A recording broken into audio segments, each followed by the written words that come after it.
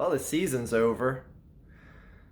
Not quite how we really expected it to go down exactly the way it did. And I didn't want to make a video last night. By the way, thank you all for who came out to the live show and the technical difficulties that YouTube had. Anyway, look, I understand that there's ways of losing, and then there's ways of we're going to lose this game. And there's such a stark difference between what you saw, like a team like the Chiefs do yesterday when they benched Patrick Mahomes, and what you saw yesterday with the Eagles and benching Jalen Hurts in a one-score game.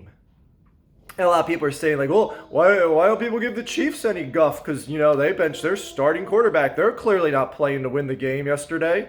The Eagles benched their starting quarterback, and all of a sudden, everyone's got a problem. Like, there is such a stark difference between the two circumstances. Because one is a situation where the Chiefs, their draft placement is going to be determined by where they finish in the playoffs. So their draft status is unknown, whereas the Eagles, it's known. They know what they're going to get if they lose. They know what they're going to get if they're going to win. So completely different circumstance just from draft perspective alone. And another thing is you don't want to hurt your quarterback in a game that means nothing. When you have an MVP level talent at the position, why would you play him in a game that's a worthless game? Like, I understand, like, yeah, I know, like, these guys are paid millions of dollars. I hear those people as well. But the bottom line is they're playing to win a Super Bowl. So when you're the Chiefs, you're playing to win a Super Bowl right now. Another one. And, yeah, of course they're going to bench someone like Patrick Mahomes in the final game of the season if that game means dick. Or the Eagles are saying, in a one-score game, we got this game competitive. If we get another touchdown, we retake the lead. What are we going to do for part of the third quarter and the entire fourth quarter? We're going to put in our third-string quarterback. A guy who, on his first two possessions, had 2 turnovers.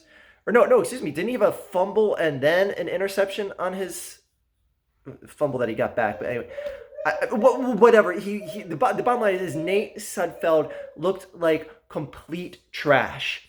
He looked completely messed in the head. And that's the thing. When you're a quarterback, you got to get like a sort of mental state going of preparedness for a game. Do you think Nate Sudfeld seriously planned on coming in the game?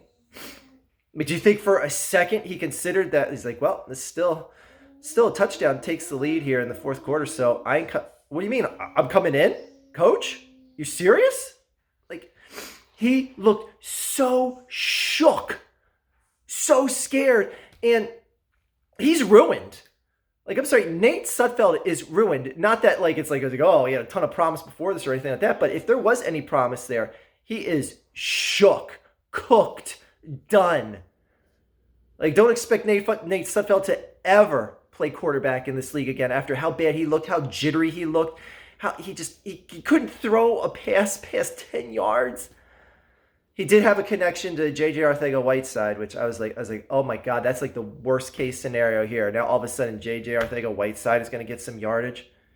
I said when he made during the live stream, I said when J.J. got that pass, I was like, did he just triple his stats for the year? It's like a 20-yard reception or something like that. Whatever. But that's the thing is, I could take losing, and honestly, a lot of the fans wanted to lose, but man, not like that. Not like that. You're benching your quarterback in the end of the third quarter in a one-score game. And Doug's going to sit there in the press conference afterwards and say, like, oh, obviously we're playing to win the game. I had Brandon Graham in the game, and I had Zach Ertz in the game. I'm just like, then what's the justification to bring in your third-string quarterback in a one-score game? When does that ever happen? Someone correct me. When does that happen? Even in Week 17, unless that guy is starting the game, because your backup's hurt and your starting quarterback's being benched because he's preparing for the playoffs. When does that ever happen where it's a one-score game, the first string quarterback, or the quarterback, technically Jalen Hurts is the backup quarterback, but whatever, all that aside, if there's not a legit injury, or it's not like, oh, he took a hard hit, we don't want to risk him getting a concussion or anything like that, like right before you pulled him out of the game, when does that happen? The answer is it doesn't happen unless you're intentionally trying to lose the game and you see that this game is competitive. And even up to the end, all you needed was one touchdown drive and the Eagles would have won. Jalen Hurts would have had 3 drives to try and get a touchdown, of which he already did twice in the game. You trying to tell me he couldn't put together one more touchdown drive, Doug? That you had more confidence in Nate Sudfeld doing that? Because that is... What?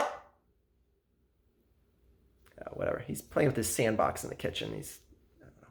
Anyway, like playing to win the game. So you're replacing the guy that scored twice for you already, and bringing in a guy who has been here 4 years and, as Doug says, deserves a shot. That's pathetic. That's pathetic. And I mean, I wish I could say I could feel confident. Like, I'm not gonna be one of these people screaming, Doug's gotta get fired, Doug has to be fired, this is egregious, and blah blah blah. Even though I feel like that in my heart, I'm not gonna convince myself of that or get that angered for it, because it's not gonna happen. It's not gonna happen. Doug's gonna be the head coach next year. Howie's gonna be the GM here next year. And it's like, I can get worked up till I'm blue in the face. It's not going to change anything. So why should I add an ounce of stress to my life over something that's not going to change? But just to see something like this and to know that this is the guy that's going to come back as our head coach next year. Mister, we're playing to win. We're playing to win. Never in the league has someone brought in a third string quarterback, unless they were intentionally trying to lose as well. You don't bring in your third string quarterback in a game that the other team's quarterback is arguably having the worst game of his season. Alex Smith was playing like trash. And he was keeping the Eagles in the game all night. I don't know. I don't know how, as players in the locker room, you see this happen. You see Nate Sudfeld come in and see Jalen Hurts get pulled. How do you respect a head coach when you see something like that? Because there's so many players out there, which again, are a lot of guys that we're not going to see on the team, but man, they're playing just to get an ounce of shine. It's a Sunday night football game. There's a ton of eyes on that game. And it's like, you know what, maybe someone, some no-name guy in the defense makes a huge play and catches attention to someone else. Just guys like that busting their butt, and they're going to see the head coach put him in the third string. How do you respect that? How do you respect Doug Pederson in the locker room? Any of you on the Eagles?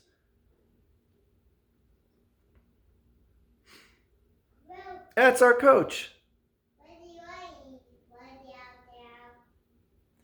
Kid, should Doug Pederson be fired? Yes or no? Yes. Finally. He usually says no, but even that's how egregious putting Nate Sudfeld in last night was. It made my kid completely turn on, because every time I've asked that to him, he said no. And now he says yes. So there you go. Doug Pederson finally deserves to be fired. Even a 3-year-old knows that.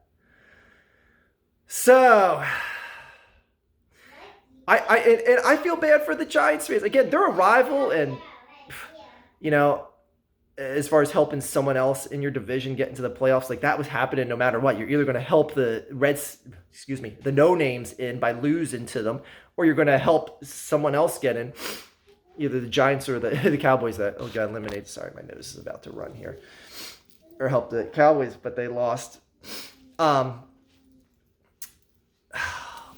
But it just pisses me off to see that this is how it ended. And again, sorry Giants fans, because you stood no shot once Nate Sudfeld came in that game. And I would be so flippin' PO'd like especially if I get to like work early in the morning, I stayed up. I was a Giants fan just to watch this. And I'm like, oh my god, it's already 11 o'clock, so I might as well stay and finish the rest of it. Now this prick Nate Sudfeld's in the game now, who's running around like a scared child.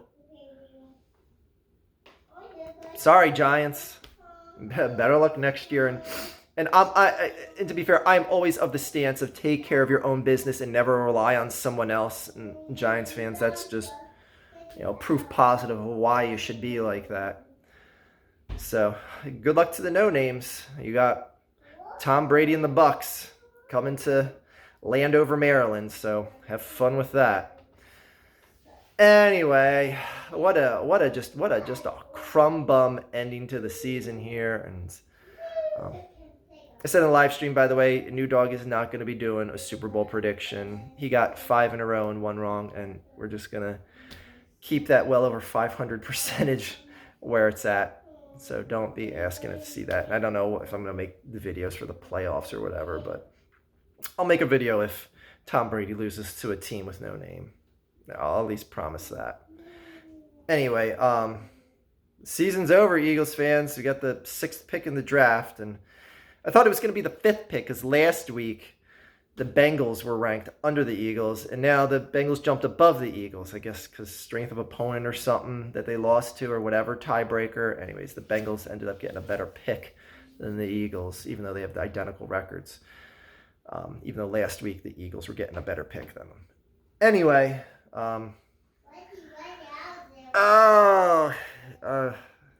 as for who I want to see win in the playoffs, if anyone cares, I want to see the Bills. I mean, I'm all for a team that's never won, that has a devoted fan base, fans that are crazy enough to go out and sit in a field where it's outdoors and it's like -10 out, your average game in December and covered in snow. It's a lunatic fan base, and they put up with so much suffering.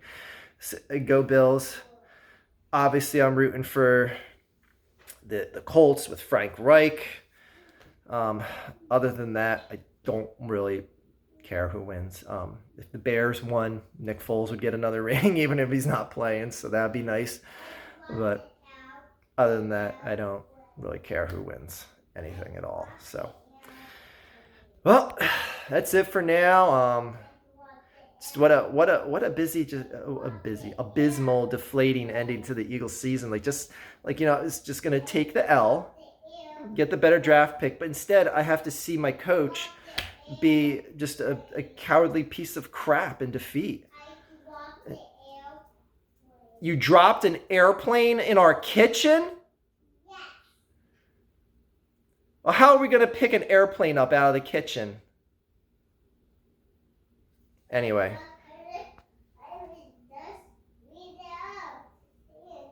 All right, so anyways, I got to go rescue an airplane from the kitchen floor. You guys have a good day. To everyone in the playoffs, enjoy watching. I'll be sitting on my couch. That is all.